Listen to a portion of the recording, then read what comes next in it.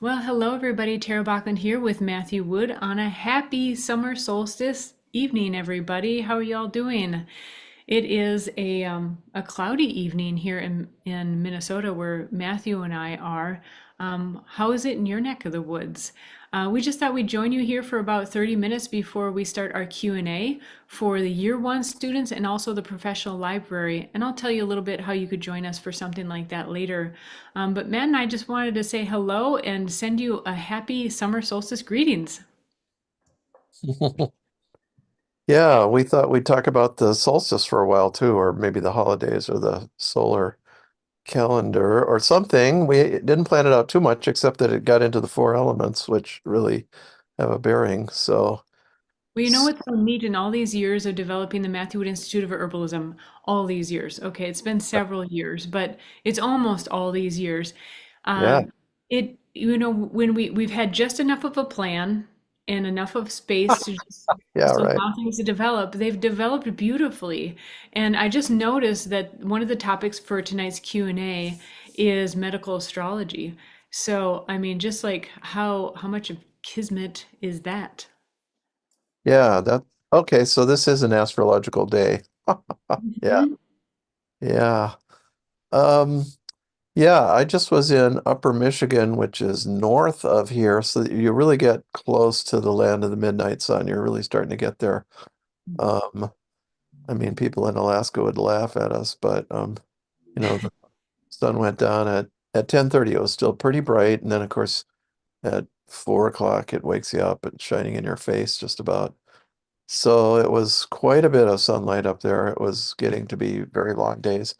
I just was in upper lower Michigan. So usually I have my little cabin in Rockland, which is about an hour and a half into upper Michigan from Wisconsin. So it's not way over there. It could be Wisconsin if they'd broken up the North Country differently. And I don't know why they put upper Michigan way over there, humph, as if they deserve that. And so that's where I usually am, but there was a little conference in Wolverine, Michigan, which is about 35 minutes south of the Mackinac Bridge.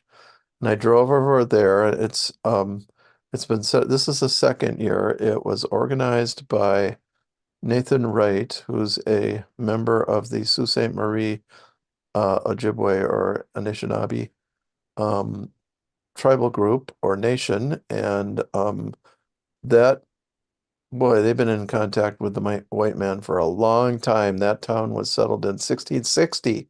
So it's Wow. older than just about everything on the continent that was settled by Europeans. So, but he organized a little conference and it's not very well advertised yet, or I mean, so we had like 20 people and Jim McDonald and I were both there.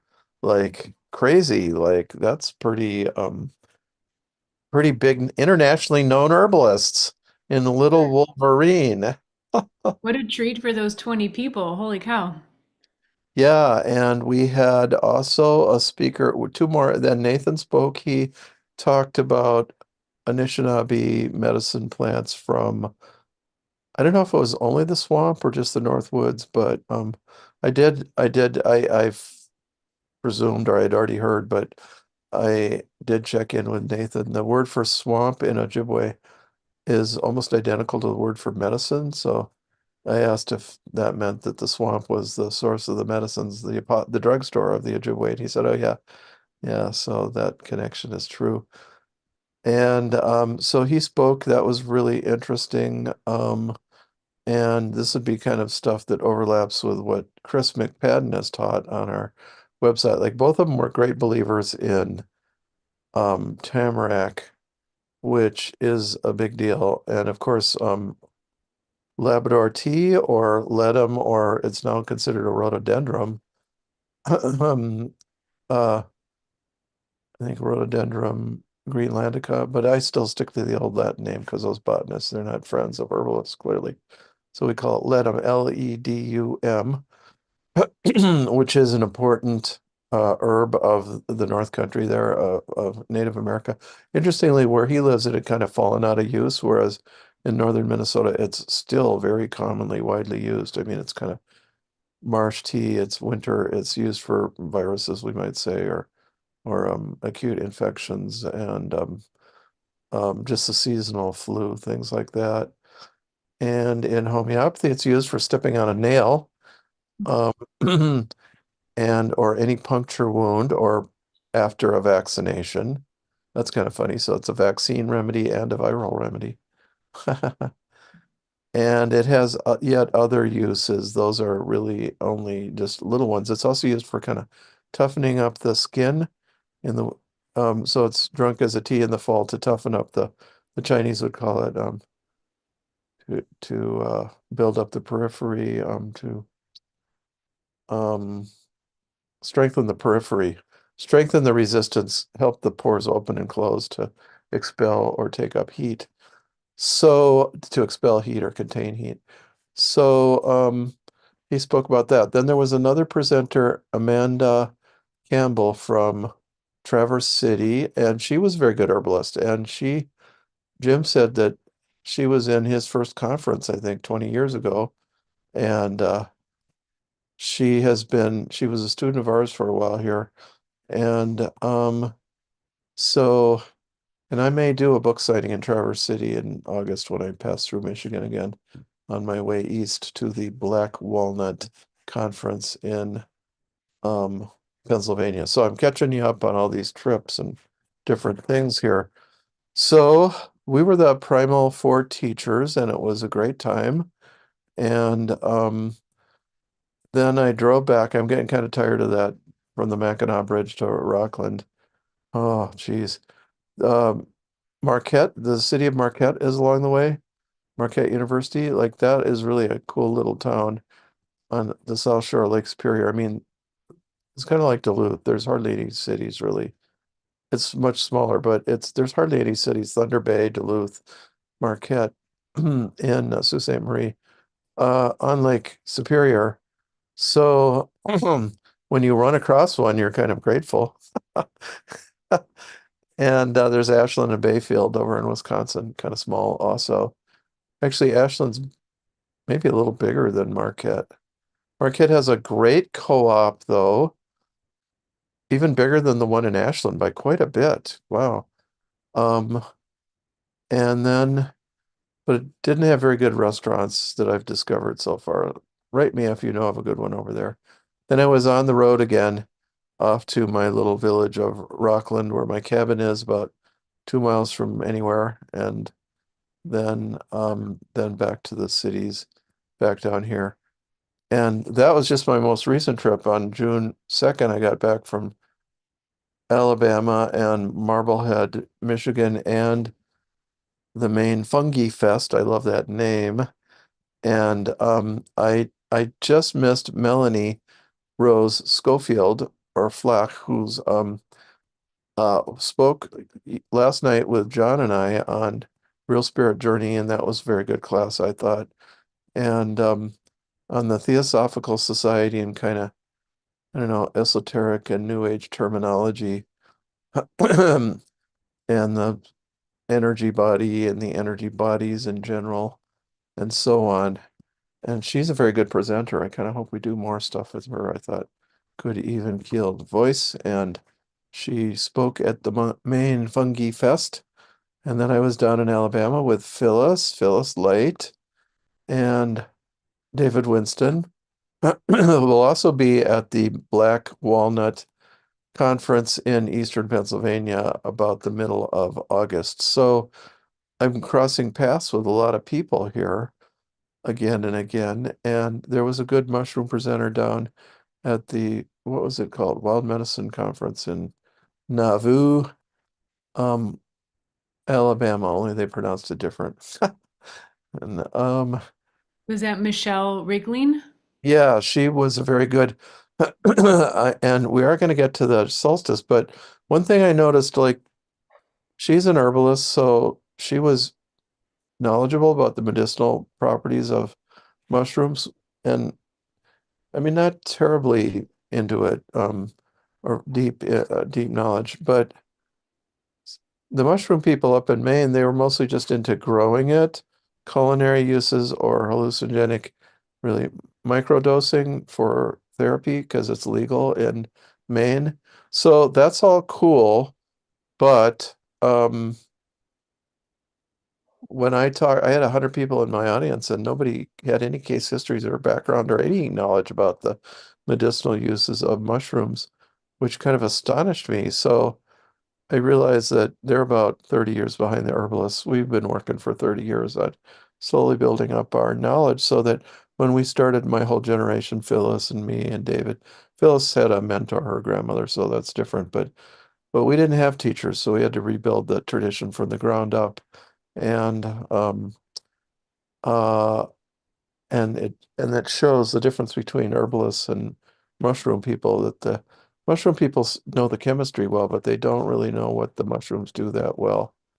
Although I will say I felt difficulty grasping the word I wanted to express something over the last maybe 6 months until a couple months ago. And I took lion's mane, which is for the brain, teet, teet, teet, teet. And boy, that did restore that function. And that is a known side effect of the vaccines, of COVID itself, of mold allergies, I mean, just a bunch of things, because people think it's a free ride to take a vaccine, any kind of vaccine, but anything that changes the immune system, boom. And that means anything, including viruses and foods and molds and all sorts of things, and can have an effect. And that apparently, I was reading an MD talking about that he attributed particularly characteristic of mold allergy to have that. You know what the word is, you just can't say it. You can't quite grasp it. And the lion's mane definitely helped. The what? I can't remember. No, the lion's mane helped a lot with that. So, okay, so that's the news from Lake Wobegon up here, or from Rockland. And yeah, so the you guys haven't left home. You haven't been on any major trips, have you? We have not. We've been helping John's dad recuperate from a hip injury, and we have a new kitten, and they don't like being left alone and holding Yeah, down the fort here. But yeah.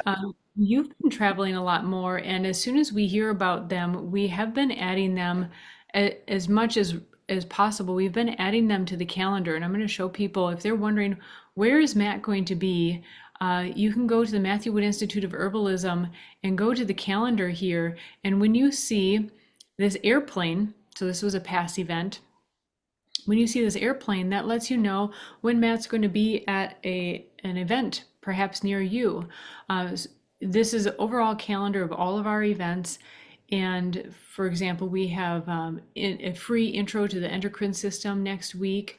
We have another new site orientation. So if you're like, wow, this is a great new site, and you just love like visual and hands-on kind of side-by-side orientations, we're doing another orientation next week. But also next month, Matt, we're going to be at the HerbFest in Northfield. It's technically Dundas, Oh, Minnesota, but it's right by right. Northfield. Mm, And we're going to be having a special year one student event. You and Lee will be talking about the doctrine of signatures, mhm. a special class from 10 to noon, book signing, and just general good time at HerbFest. It's a cidery, and they do make their own ciders. They have food. And so if you happen to be or can travel to the Minnesota area, it's about, what would you say, about an hour and 20 minutes south of Minneapolis. At the most, yeah. Yeah, Mhm. so it's a reasonable drive, beautiful area. And as I hear about events that Matt will be at, we'll be adding those to the calendar. So look for those airplane signs. They're not necessarily events that we're hosting, but just to help you to be able to connect with Matt at hopefully an event near you. So where else do you uh, plan on being? Well, let's see. I just got in touch with Claudia Keel from the Arbor Vitae School in New York, and I probably will be setting up a class with them sometime in late August. She's also out of town until August 18th, so I can't really expect doing it before the 25th, but I'll be I want to spend about 7 days or a week in the New York area, and so I will be be there. It kind of depends if I can find people to stay with. I have cousins and stuff, but I don't want to overwhelm them. And I I re New York's like a homeland to me, where my mother and father's families came from. Okay, totally different times and places. Um, let's see. I also am going to be interviewed on a whole bunch of different things due to my book, Shamanic Herbal as opposed to a scientific herbal, which is being released on the 2nd of July, they say. Who knows with these big publishers, but they're pretty good with that. And 2nd of July, and that means boom, they're gonna go out and be you can buy them through our institute or elsewhere, but I get more money that way. That's kind of nice for me. And Yeah, the and link is right here on the homepage at the top. They can pre-order it, and that would be uh, yeah, it, obviously order it in multiple places, but we just link it to Amazon for convenience. yeah. My mom read almost the whole book. I don't know how much of it she remembered, but she's 94, so she's doing okay. And let's see. Well, I will be interviewed, and I was interviewed. I was actually up in Upper Michigan on Monday morning. I was interviewed for natural the natural nurse or naturally nurse, the natural nurse. I think that'll get you there. And very good interviewer. That was one of the better interviewers. I got a little off track as far as she was concerned, talking about Southern Florida. It's because of the Everglades and the Seminole Reservoir. I grew up there, and we probably know some families in common. But she wanted to talk about me and my book, and I wanted to talk about Southern Florida, but she lives down there, I guess. Um, uh, so, um, uh, that was really a good hour interview. And then I'm looking forward to one. I just am making the plans right now for in Australia with Stephanie Hazel, and she's kind of someone after my way of doing things, of looking at the more esoteric spiritual side of herbalism. And I have several other interviews and just podcasts and things just because my book came out. And I have a publisher. I mean, I have a publicity agent from the publisher.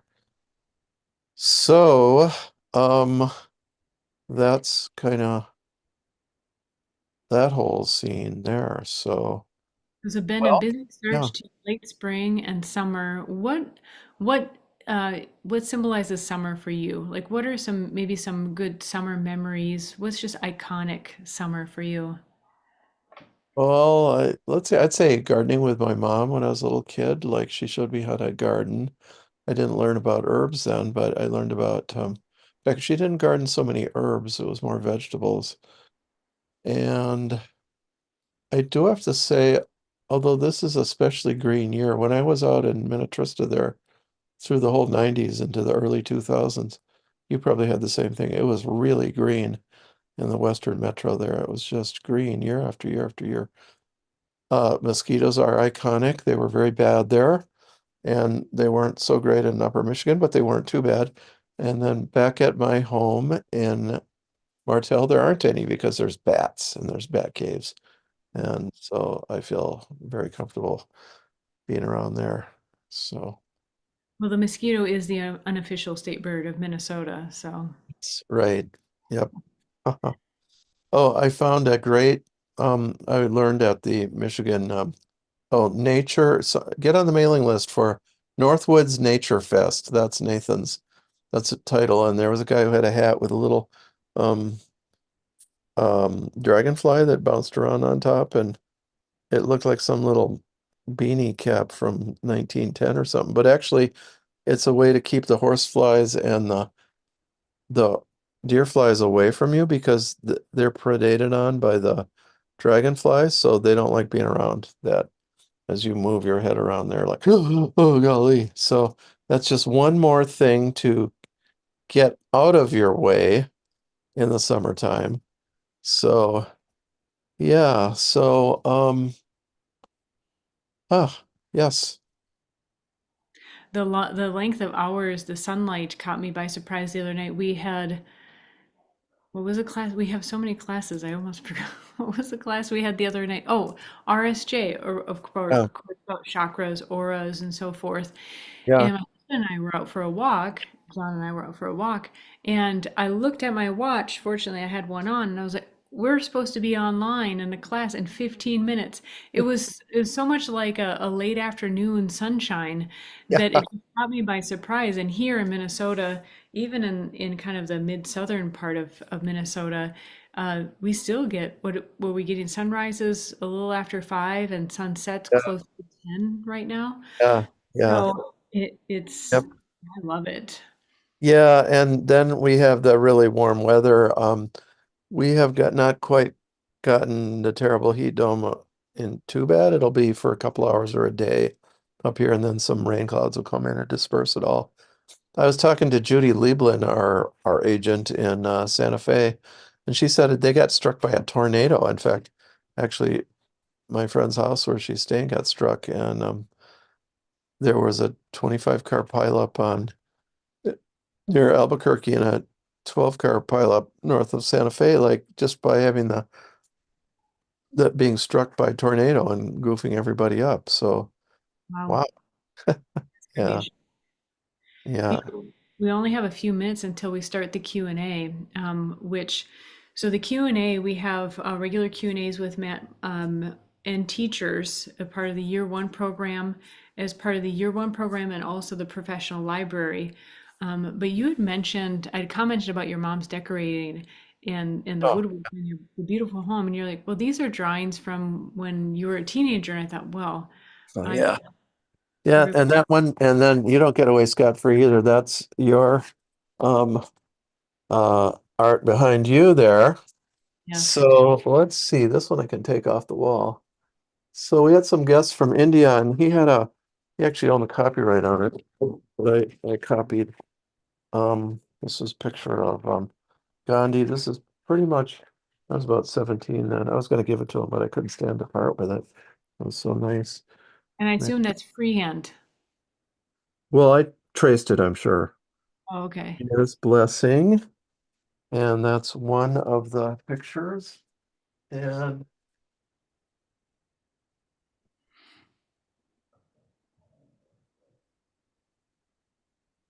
here, oh, you can, and oh, the three crows. I don't know to the extent that you can see that. Not too well. That's a poem, ancient folk song, English folk song. Oh, that wasn't by me. One of my artist forebears who that's the church in Matlock, Derbyshire, where the Bowen family came from in 1652 to New Amsterdam. And there's still a Bowen house in Flushing, New York. Well, there's other pictures there, and we discovered that both, as you can see from my art, both um, Tara and I kind of prefer black and white or just monotone or two tone. She's got two tones in the back there. This Yeah. we both, yeah. I mean, I love color too, but I love using it. There we go. The reflection was kind of ruining it. But it's a jar of peonies. My grandma's an artist, and ever since I was little, she would sit down with me. And I remember sitting with her, and I was in my 30s at the point when I made that one. And I said, I'm done. And she loves color. She's an Aries, and she just loves color and expressionism and impressionism. And she's like, oh, okay. So, there's all art of all types and for all Yes. kinds of people. Yep. Great. Yeah, that I just never really liked color enough to learn it or anything. So I think I was an engraver in a past life or something boring. I could hardly, and I could spend an hour on a picture that big when I was a teenager, kind of a constipated artist. Uh, Well, we certainly appreciate your that attention to detail in your herbal studies, your yeah. herbal teachings. Yeah. And like I mentioned tonight, in just a few minutes, we'll be starting a Q&A with you for the year one students. Yeah. And we start out on a topic just to be able to focus it a bit. So we'll be talking about Culpeper. We'll be addressing Oh, Culpeper good. questions, Okay. medical astrology, and acute disease. And then we'll open it up to more broadly to questions. And for those who are wondering, how do I get in on these Q&A sessions with Matt? Well, the year one program, which we will be opening up enrollment again here this summer, so stay tuned for that. But also, if you'd like to join in on one of these Q&As, not only with Matt, but other uh, year one teachers in particular, Phyllis will be chiming in here soon. Lori Rose, who teaches the herbal medicine making, will be joining us this summer, June or July, August, September. And you can join us through the professional library. The professional library has been made particularly with the student in mind, keeping in mind the student who is really pursuing that next level of education. And so it includes everything in the libraries, everything on A to Z, Real Spirit Journey Live that we just had last night, Doctrine of Signatures Live and recordings, tongue evaluation, live and recordings, group study groups, live Q&As, like we just mentioned, that we'll be starting here in a few minutes, and game nights. We'll be starting case studies and advanced discussions in early 2025. And courses are added, or sorry, classes are added to courses, and courses are added within the professional library within days. So with the regular library, we make sure to compile it all together and make sure it's all one complete package before we release it in the library. Professional library, you get it as it's being added to the site. And so you get the content right away. And then 50% off new courses. So that currently, right now, we have a grand reopening pricing. All these prices you see in orange are our grand reopening pricing, which Herbs A to Z is back to its original pricing. Library is back to its original pricing. We have a new offering of Library Plus A to Z because many people who are already into the library are subscribed to the A to Z. This just bundles it together in one easy payment, one subscription. So it's literally the $8 plus the $45. And then we've added, as I mentioned, the professional library.